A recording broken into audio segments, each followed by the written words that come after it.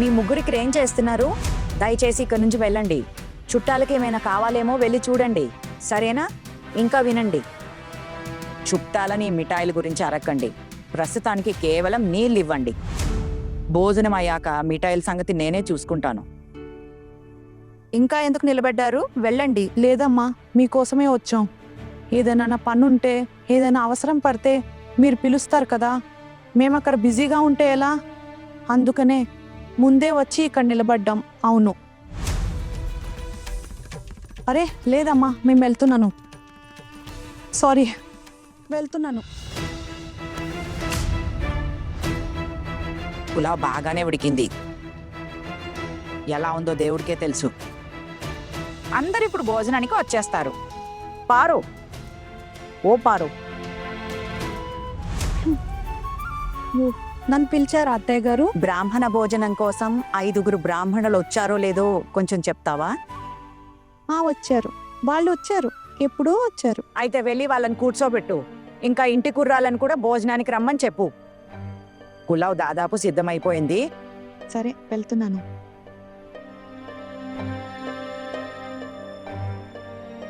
ఇప్పుడు చూడు, ఈ తిండి వాళ్ళ గొంతు దిగుతుందో లేదో.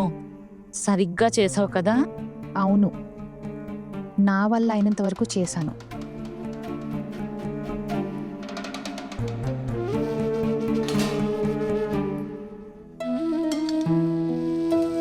అయినా మన ఇంటి ఆడపిల్లలు ఫోన్ వాడరు. ఇటు ఇవ్వు ఆ ఫోన్. నా ఫోన్ మీకు ఇచ్చేయాలా? అవును, అత్తవారింట్లో ఉన్నావు కదా, అందరూ ఇక్కడే ఉన్నారు. ఇప్పుడెవరికి ఫోన్ చేయాలి?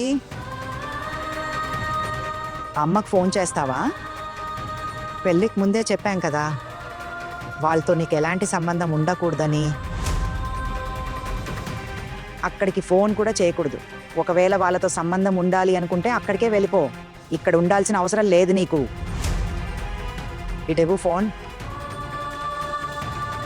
అది అమ్మ ఆరోగ్యం ఎలా ఉందో అడగడానికి ఫోన్ దగ్గర ఉంచుకుంటే. మీ అమ్మ ఆరోగ్యం గురించి చెప్పడానికి మీ పుట్టింటి వాళ్ళు వదినకు ఫోన్ చేస్తారు. అప్పుడు ఎంత కావాలంటే అంత మాట్లాడుకో. ఇప్పుడు ఫోన్ వదినకు ఇవ్వు, ఆవిడ అడిగారు కదా. ఇవ్వు.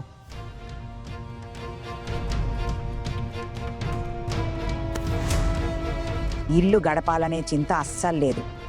వంట చేస్తూ ఫోన్ వాడుతుంది. అయినా ఫోన్లో ఏం చూస్తున్నావు?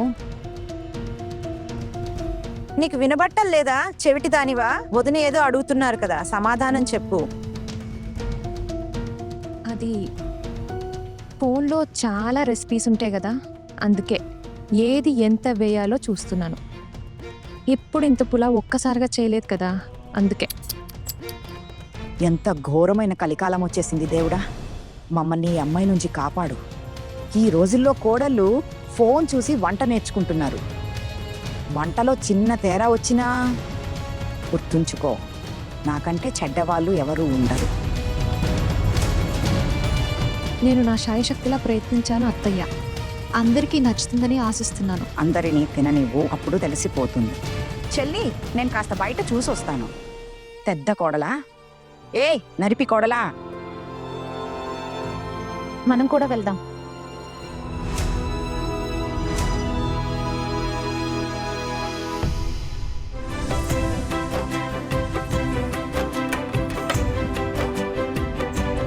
అమ్మా, బ్రాహ్మణుల చోటు కంచాలు కూడా సిద్ధంగా ఉన్నాయి. అంతా సరిగ్గా అమర్చారు కదా? అమ్మా, బ్రాహ్మణులను కూర్చోమని చెప్పనా? అవును, అందరినీ సరిగ్గా కూర్చోబెట్టు. ఆ క్యాటరింగ్ వాడిని తన వంట తీసుకురమ్మని చెప్పు. కొత్త కోడలు ఈరోజు ఒక్కటే ఐటెం చేయగలిగింది. ఏదో ఉపకారం చేసినట్టు ఎలాగోలా పులావ్ చేయించాము. ఇప్పుడు వడ్డించినప్పుడు తెలుస్తుంది అది తినేలా ఉందో లేదో. వెళ్ళు. వినో, అరే నువ్వు కాదు, నువ్వు వెళ్ళు. ఆ అమ్మాయి ఎక్కడుందో కాస్త వెళ్ళి చూడు. పెద్ద కోడలా నువ్వుండు, వదిన నేను మరియు చిన్న వదిన వెళ్తాము. మేము పంపిస్తాము.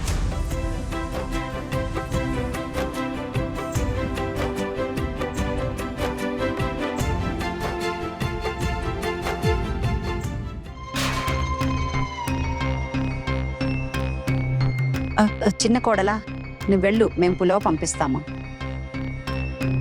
సరే.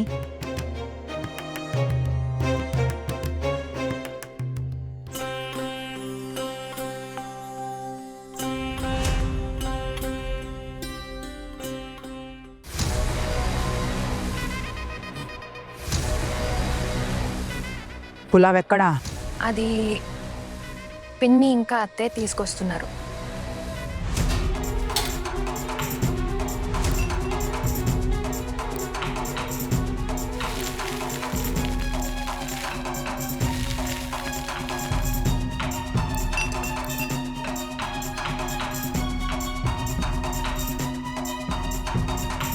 అయిందా? ఈ అమ్మాయి పిడికిలి నుండి మన ఇంటిని కాపాడుకోవడానికి మనం ఏదో ఒకటి చేయాలి. నువ్వు చెప్పింది నిజమే ఠాకూర్ గారు. ఇప్పుడు చిన్న ఈ ఉప్పు ఎక్కువైన పులావ్ తింటే తనకే అర్థమవుతుంది తన భార్యకు ఫోన్ వాడటం తప్ప ఇంకేం రాదని. ఇప్పుడు చూడండి అందరి ముందు ఆ అమ్మాయి పరువు ఎలా పోతుందో. హరి హరి, పెద్ద కోడలా?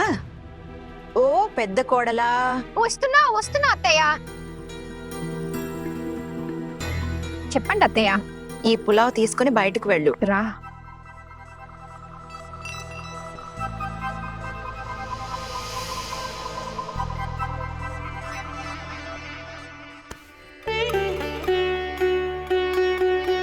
వెళ్ళు, అందరికి పులావ్ బాగా వడ్డించు.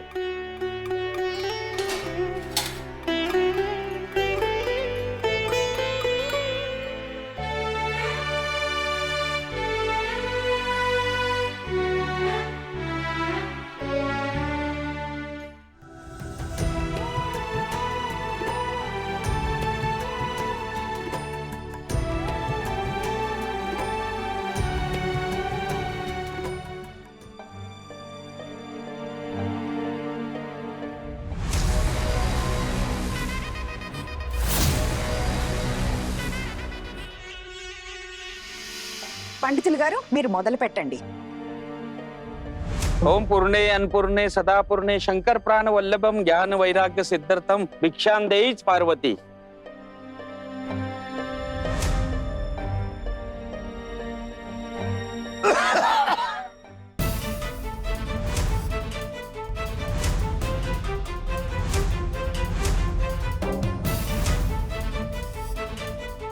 పండితులు గారు, ఏమైంది? ఆ ముద్దెందుకు ఉమ్మేశారు? అంతా బాగుంది కదా.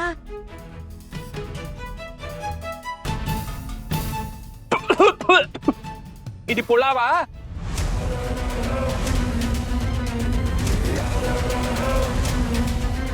ఉప్పు నీళ్ళల్లో బియ్యం ఉడకబెట్టించినట్టుంది. బాబాయ్ గారు, ఒక్క మాట చెప్పండి, మాకేమైనా ఉప్పు ఫ్యాక్టరీ ఉందా? ఇంత ఉప్పు ఎవరేస్తారు? ఒక్క ముద్ద కూడా దిగలలేదు.